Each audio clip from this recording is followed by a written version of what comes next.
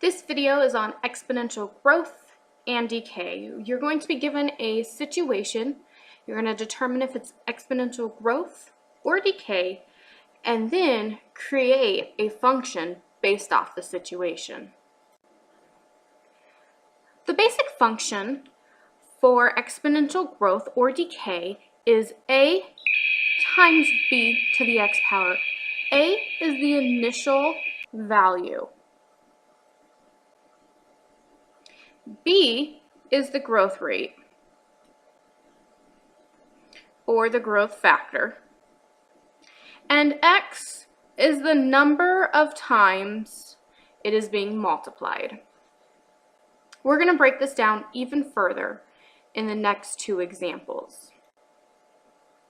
To break it down even further, exponential growth can be represented by a times the quantity of 1 plus r raised to the x power. Again, a is the initial value, r is the rate.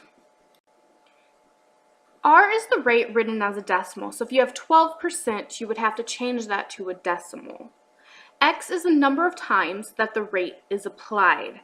On the next slide, we're going to do an example of an exponential growth problem. Exponential growth example. Sharon puts $1,200 in an investment account that makes 3% interest annually. How much money would she have after 7 years? There are two parts to this example.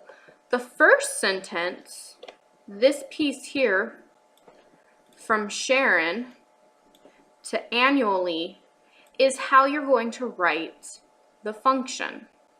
The second part, the question, how much money would she have after 7 years, is how you're going to apply and to determine the answer. So we're going to use the formula that we had on the last page. F of x equals the initial value, 1 plus the rate raised to the x power. So my initial value is right here, a. My rate is 3. Eventually, this is going to be my x, but we're going to wait a moment. So what we're going to do is we're going to substitute everything we know. We know the initial value is $1,200. We keep our 1 plus our rate. If I have 3%, that equals, when I move the decimal twice, 0.03. So I'm going to put that in for the rate, and then that gets raised to the x power. Now we're going to simplify this. To simplify, we just combine these two here, and this is known as the growth factor. So 1 plus 0.03 is 1.03. It's raised to the x power, and then we have our 1,200 outside. That is my function. Now I could graph this. I could also create a table. But when it gives me a value to find, the easiest thing to do is just to substitute that value where x is. So I'm going to go off to the side, and I'm going to go ahead and substitute my x value. So my function is 1,200 with a rate of 1.03, and we're going to raise that to the 7th power. You're going to want to use a calculator to determine what 1.03 to the 7th power is. I'll go ahead and give you a few moments to determine what 1.03 to the 7th power is.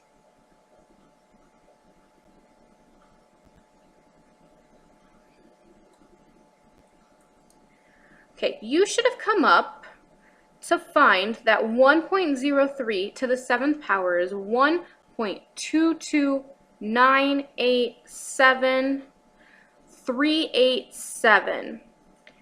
You could round, but I highly suggest rounding at the end. So you would take the 1.2298737 and multiply that by 1200.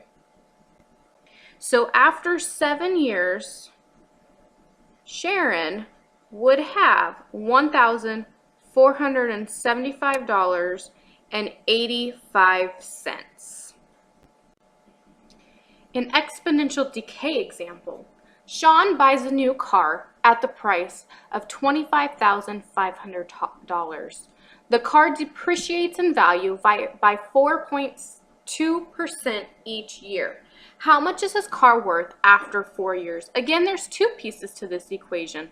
The first part, to write the function, and the second part, to determine the value.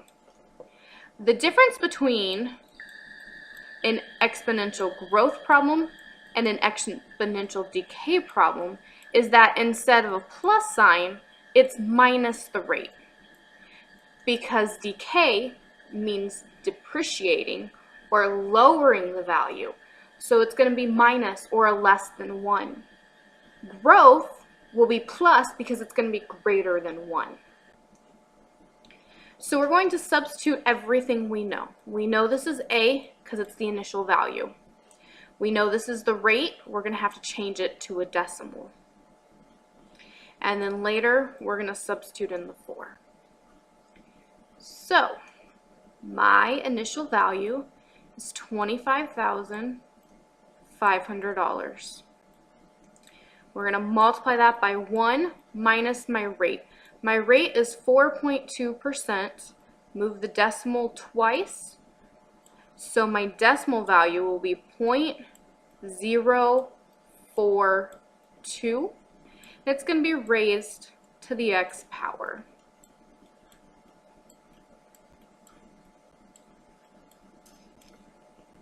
So now we're going to go ahead and simplify this part right here, the 1 minus 0.042.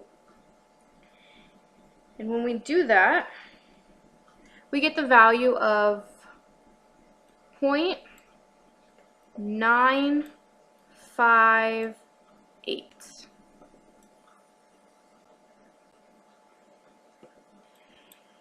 That'll be raised to the x power with our $25,500.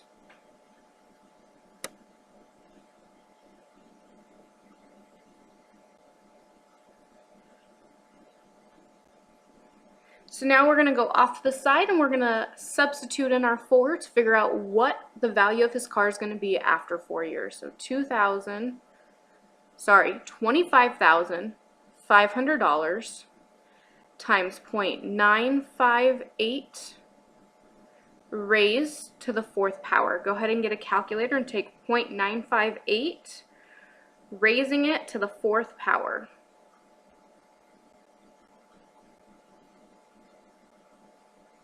You should have determined that it was 0.8422976. You'll take that and you'll multiply it by the 25,500. And we get that Sean's car after 5 years is worth $21,478.41. Some additional notes. Exponential growth means that the growth factor is going to be greater than 1. That's why you add the rate to 1. Exponential decay is when the growth factor is less than 1. That is why you subtract the rate. Sometimes you may see other words, such as quarterly, meaning 4 times a year. So you would have to take 4 times the number of years, and that would be your x value. Semi-annually means 2 times a year, monthly 12 times a year, and daily 365 times a year. So you're not always just putting the value of the year in. Sometimes you need to multiply it out. Here are 2 problems for you to try. Lacey bought a car for $28,700. It depreciates in value by 8.2% annually. What is the value of the car after 3 years?